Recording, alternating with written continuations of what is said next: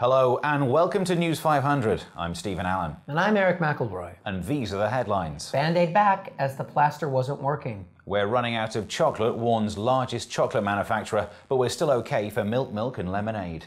Chet Evans back training at Sheffield United. The team has also called up Oscar Pistorius. The European Space Agency has landed a probe the size of a fridge onto a comet 300 million miles away, successfully making that comet look like a chav's front garden. The word vape, the act of inhaling from an electronic cigarette, has been added to the Oxford English Dictionary. The collective noun for people who vape is now under consideration. Top of the list are tossers, prats, and wankers. The public has been reassured that turkey is still safe to eat this Christmas, even though bird flu has returned to the UK. Sadly, Brussels sprouts are also still safe to eat. Ed Miliband admitted he has a problem with photo opportunities and suggested Kim Kardashian could help him improve his image. Sadly, she's already busy working with a massive ass. It says ass. In America, we say ass. Ass. Ass. Speaking of asses I've seen online, here's Steve Gribben. Talking about Pippa Middleton. Ass. It's not what you know, it's who you know, said someone I don't know. Or, in the words of V.M. Forster, only connect. You can see this principle in action when Pippa Middleton, described by Hello magazine as socialite, party organiser, author and younger sister of Her Royal Highness the Duchess of Cambridge, Countess of Strathearn and Lady Carrickfergus, has somehow landed a role as a correspondent on NBC's Today programme. And in this, she joins such journalistic titans as Jenna Bush, Princess Diana's brother Charles Spencer and Chelsea Clinton. Pippa will be speaking on farming issues, such as milking. Yes, milking your royal connections of every last drop. Pictures emerged this week of her at a hoedown in Utah. There she was, Pippa dancing with a load of ignorant, inbred, brain-dead rednecks.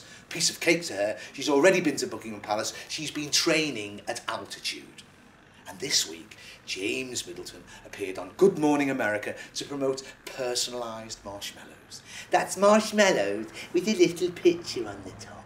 We should be grateful that he wasn't plugging his last venture, Nice Cakes, which in a display of tact and restraint that we have come to expect from the Middletons, featured a picture of Princess Diana on the top, thereby rendering his confectionery ironically tasteless.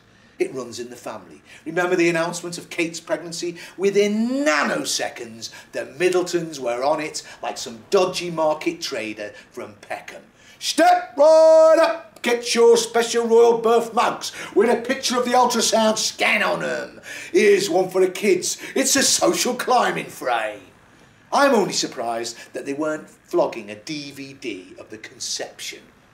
And amidst all this spine-shrivelingly obsequious coverage of the royal birth, and who can forget Nicholas Widgell, groveller-in-chief, cooing, and we soon will be featuring the baby's first ever piss live streaming.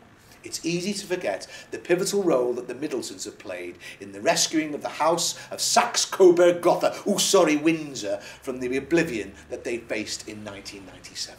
Their story is like a parable of the new classless society the 21st century Britain has become.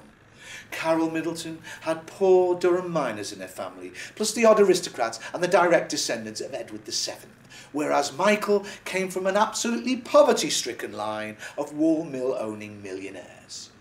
All this absolute twaddle about them being commoners. That first photo shoot took place in a 4.7 million Georgian mansion called Bucklebury Manor. How common. I bet their racehorses haven't even got emerald-encrusted bridles. The Middletons are greedy, amoral, self-serving and utterly without shame. How the fuck they fit in with the British royal family, I don't know.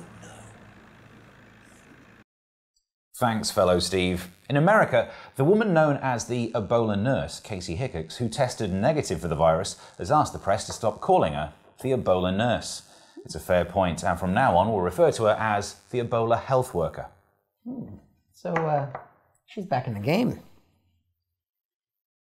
You know, I've always had a fantasy about a stripper nurse. The stripper health worker. Oh, yeah. Band-Aid 30 has re-released their 1984 song, Do They Know It's Christmas? Efforts to bring the song into the 21st century include a new title. The new title is, Do We Need to Keep Telling Them It's Christmas? Although we don't mean to say them. We don't know what to do. Please love us. We just feel guilty about everything. You're so white. Bono, a participant in the reunion, said the Ebola was part of the inspiration for the latest U2 album, which he wanted to spread like a virus and was just as popular. You're so ethnic. George Michael was meant to participate in the reunion, but never made it out of the bushes behind the car park. David Cameron has warned we could be in for another global economic crisis, adding the red lights are flashing. It makes a change from the 90s when if a Tory saw a red light, it meant he was just about to pay for sex. You know, I always wanted to pay for sex. With one of those health workers? Health workers. And speaking of money, here's Stuart Black with a special report. It's all about money. Recession, I'm broke. Tell you what I like about the recession though. I've been broke for 14 years, but now, not my fucking fault. But I never understand money, the economy, the terminology. Oh, FTSE's down 40%. Nikkei's not growing as expected. Stick it in a greenhouse, water it more. Dow Jones is high, well that is Welsh people for you. They don't know when to stop, do they? I was on the dole for a few years, that was bad. And I hate when there's the rhetoric about, oh, it's disgusting that people on the dole get £500 a month. They don't keep it. You spend that within like 2 days in the community as well. You give £500 to some billionaire prick like Philip Green, that goes into a bank vault in the Cayman Islands, a mile deep underground. That never comes back to the UK in 1,000 years. My favourite evil billionaire, Rupert Murdoch. He's proof that nature isn't moral. Because if it was, when he said he wanted children, his sperm would have chewed off their own tails in self-defence. Just panicked in defence of the gene pool.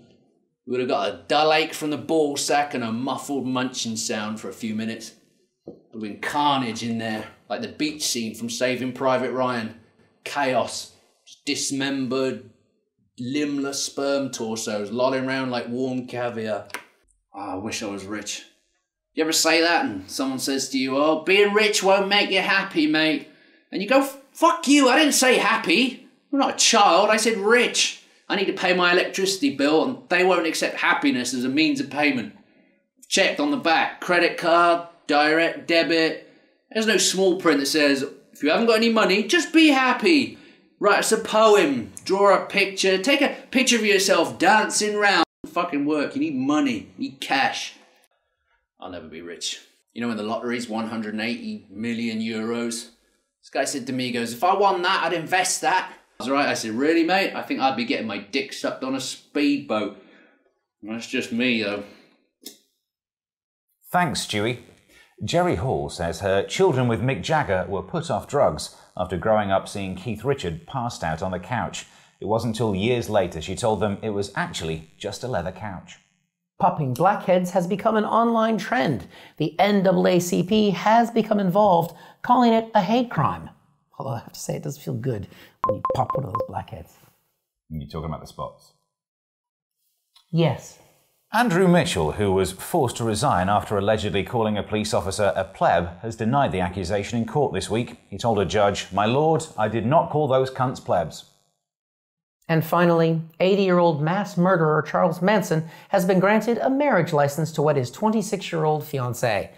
So if you're a single man who's been alone for a while, that story again, even Charles Manson is better with women than you are.